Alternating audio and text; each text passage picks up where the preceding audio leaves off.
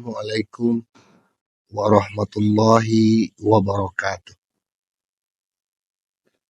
Alhamdulillah wa syukurillah, puji syukur kehadirat Allah SWT. Salawat bering salam kita sampaikan buat junjungan alam Nabi besar Muhammad SAW. Mahasiswa, mahasiswi, para pendengar yang berbahagia, syukur Alhamdulillah.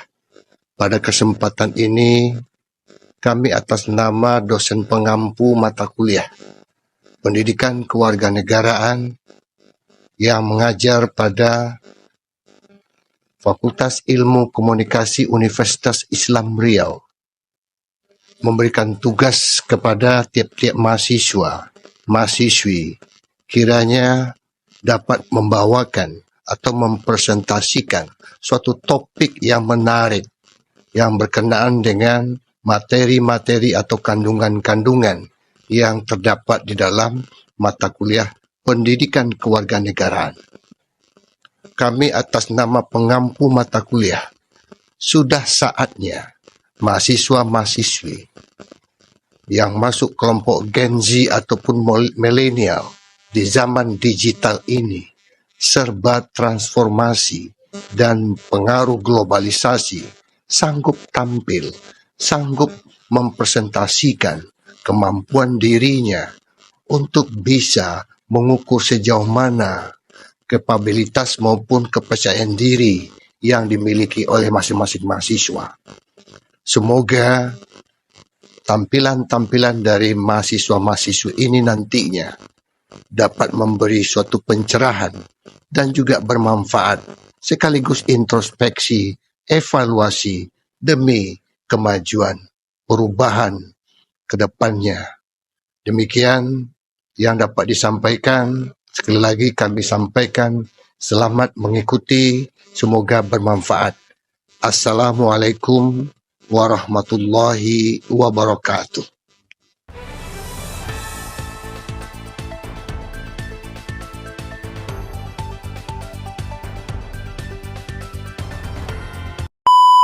Apa itu demokrasi liberal? Demokrasi liberal dapat diartikan sebagai demokrasi yang didasarkan pada hak individu. Setiap warga negara dapat menjadi pihak yang berkuasa dalam sistem demokrasi ini, tanpa memandang dari suku atau agama mana individu tersebut berasal. Sejarah demokrasi liberal. Pelaksanaan pemerintahan pada masa demokrasi liberal Indonesia berlangsung pada tahun 1950 hingga 1959. Setelah kembali menjadi negara kesatuan, keadaan politik Indonesia menganut sistem demokrasi liberal dengan pemerintahan parlementer. Sistem parlementer Indonesia masih berpedoman sistem parlementer Barat yang dibentuk setelah dibubarkannya Pemerintah Republik Indonesia Serikat atau disebut juga dengan RIS pada tahun 1950. Perubahan bentuk pemerintah mengakibatkan perubahan pula pada UUD-nya dari konstitusi RIS menjadi UUD sementara. Ciri-ciri sistem demokrasi liberal. Yang pertama, partisipasi politik yang bisa diakui oleh semua masyarakat. 2. Pemungutan suara melalui pemilu dalam periode tertentu secara rahasia. 3. Terfasilitasnya kebebasan individu. 4. Pemerintahan yang dapat membentuk hukum sesuai dengan mayoritas di parlemen. 5. Kekuasaan pemerintahan yang terbatas. Perkembangan demokrasi liberal. Pada era demokrasi liberal, Indonesia mengadakan pemilihan umum pertama pada tahun 1955. Pemilu pertama dilaksanakan bertujuan untuk memilih para anggota parlemen dan anggota konstituante.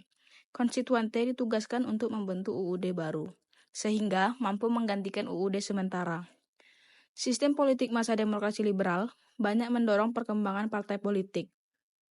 Karena demokrasi liberal menganut sistem multipartai.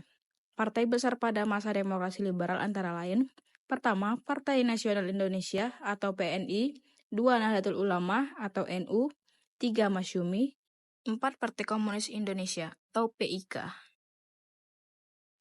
Kabinet demokrasi liberal.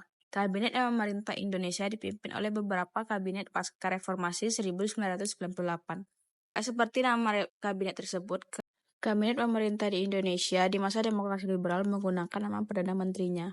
Kabinet tersebut antara lain 1. Kabinet Natsir periode 6 September 1950 hingga 21 Maret 1951. 2. Kabinet Sukiman periode 27 April 1951 hingga 3 April 1952. 3. Kabinet Wilopo periode 3 April 1952 hingga 3 Juni 1953. 4. Kabinet Ali Sastronidjoyo I periode 31 Juli 1953 hingga 12 Agustus 1955. 5. Kabinet Burhanuddin Harahap periode 12 Agustus 1955 hingga 3 April 1956. 6. Kabinet Ali Sastronidjoyo II periode 20 Maret 1956 hingga 4 Maret 1957. 7. Kabinet Juanda periode 9 April 1957 hingga 5 Juli 1959.